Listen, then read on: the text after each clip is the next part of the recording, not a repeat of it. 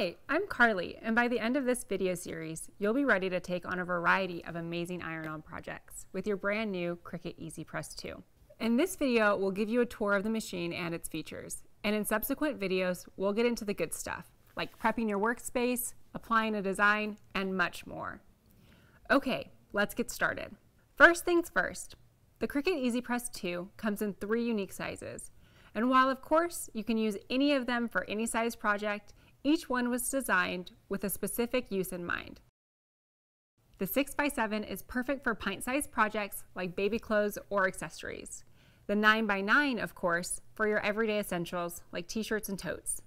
And this amazing 10x12 for your jumbo-sized projects. All of them come with a safety base and a welcome booklet.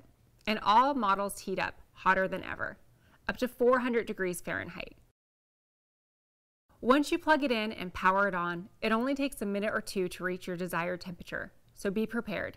The temperature and time settings appear in this window. By default, it always reverts to the settings you last used.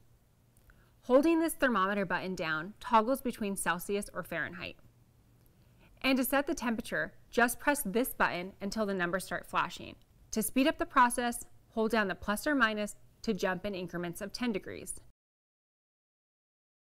The timer button works the same way.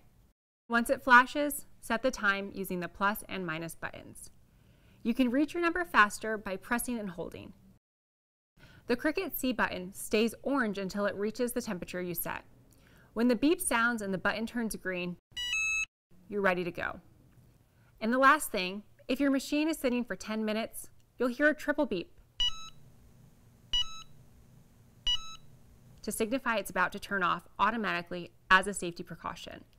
If you happen to still be crafting, just touch any button and that'll keep it awake.